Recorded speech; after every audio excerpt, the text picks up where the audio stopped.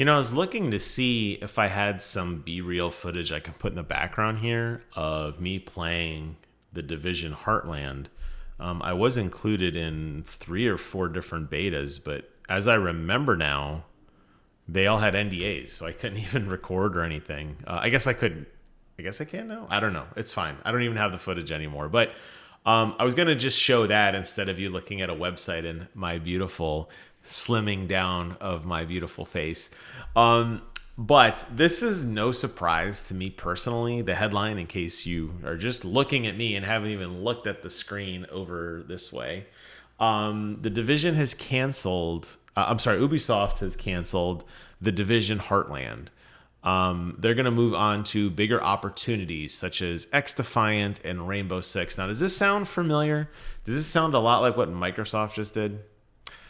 I'm wondering how much these two companies have talked together, obviously, with the idea of Uplay Plus coming really into its own in the last couple of years, largely following the Game Pass model. I wonder how much of that emulation occurred. I wonder how much, looking at the absolute dismal release of Skull and Bones, the quadruple A release game, which was in development hell for 6,000 years. And I wonder if Ubisoft's looking at the idea of these never-ending live services. And I know X Defiant and Rainbow Six is a live service, but maybe finally putting 2 and 2 together, that's not what people want. And I'm curious, with the hype of the new Assassin's Creed game coming out, I just released a video on that a couple nights ago.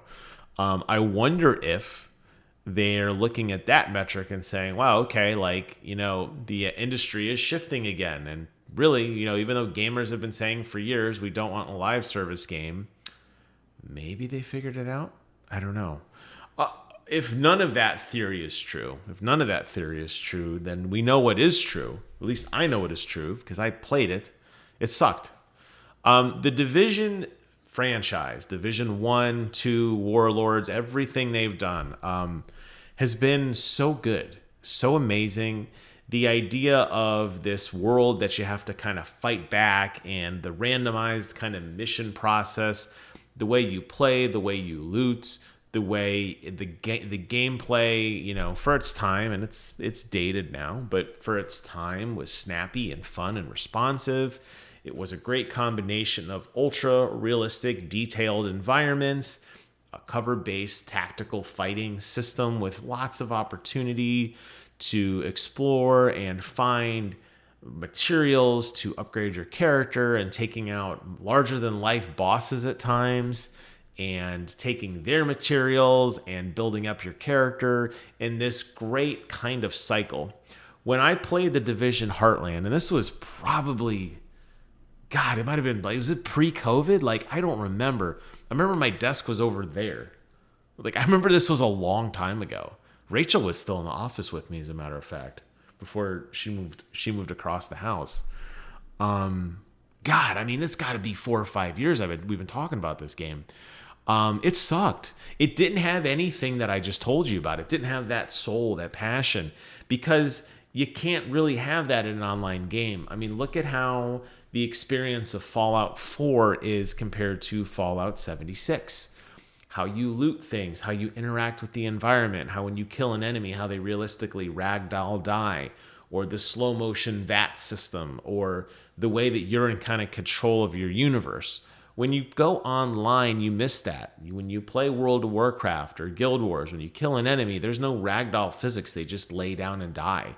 The impact of the world is gone. The ability to kind of run down hallways and see pieces of garbage kind of collect up and kick out down, these kind of desolate streets, or the bullet holes in walls from an epic firefight. You don't get that in online. And I think the reason why I started off with that, talking about my experiences with the Division 1 and Division 2, is because that is such to me, a defining element of how beautiful that game was and how well detailed it was. So when you go to an online space, you lose all of that. Additionally, the game just wasn't fun. You were playing in a very kind of muted area of mid-America, Midwest America, lots of oranges and browns and grays, almost like this fall season, in areas that just didn't matter. You know, like, let's go take back Wilbur's barn. Like, who cares about that at all? You didn't feel that epicness of large cities and big skyboxes and multiple levels to kind of navigate through. You're running around in fields, you know, hiding behind like bales of hay, fighting. It was just, it didn't feel right. And I remember thinking, boy, this game isn't going to work for a lot of different reasons. And you know what? I was a prophet, because here we go. They've canceled it. This was part of a larger news release, by the way. They did this big earnings release. They didn't have much to say, but here's the official quote. After careful consideration, we have made the tough call to halt development on Tom Clancy's The Division Heartland, effective immediately. Our priority is now to support the talented team members at Red Storm Entertainment Studio who will be transitioning to new projects within our company, including X-Defiant and Rainbow Six. So, yeah, no bueno. And sure enough, here I'm actually going to read the article a little bit. It does say The Division Heartland was first announced back in 2021. So, okay, I was right. It seemed like forever ago. I mean, 3 years, but that's forever for me. In dog years or Jimmy years, that's a long time.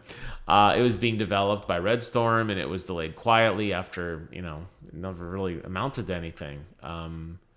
And yeah, here's what bums me out about this. You know, a lot of us, and myself included, have really been jonesing for a authentic Tom Clancy experience. You know, we were stripped from Splinter Cell, right? That game just died. I don't know why.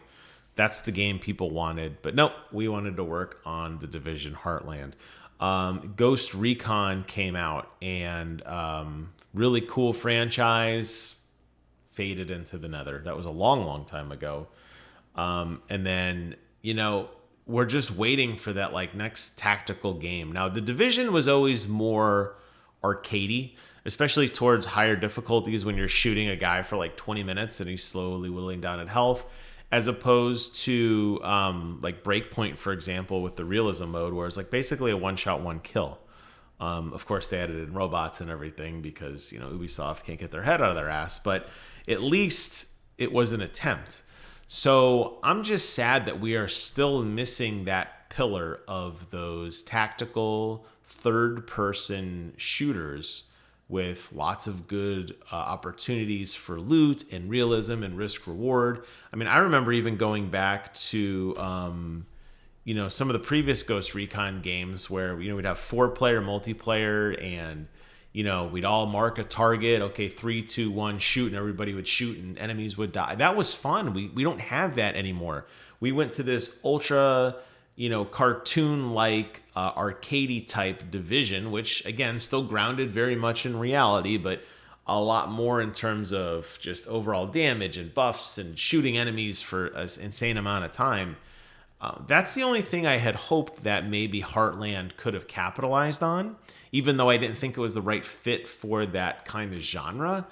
But now that's gone. So I'm curious what bigger projects, wrapping up this video, going back to what, you know, I talked about at the beginning, I'm curious what bigger projects remain and how much of this decision was fueled by them looking at Microsoft saying, yeah, you know what? We've seen these other indie, I don't want to say indie darlings, but we've seen these other smaller games which just aren't going to make a splash in our books. We need to just dump those and, you know, kind of funnel into things people want. That's my guess. I don't know. Kind of weird for Ubisoft. You know, you work on a game for this long, yet you find time to release Skull and Bones, but you can't find time to capitalize on the Tom Clancy name outside of Rainbow Six for that tactical third-person experience that everybody wants. Very odd, but, you know, nothing about this industry surprises me. Having been a fan and now a YouTuber kind of reviewing this news for, you know, a decade, nothing surprises me with Ubisoft. They find ways to make it work, thankfully, year after year, but you are going to see a lot of blunders from them, and this is absolutely one of them. That's it for today's video. Thank you all so much for watching. Take care of yourselves, and until next time, I will see you guys on the other side.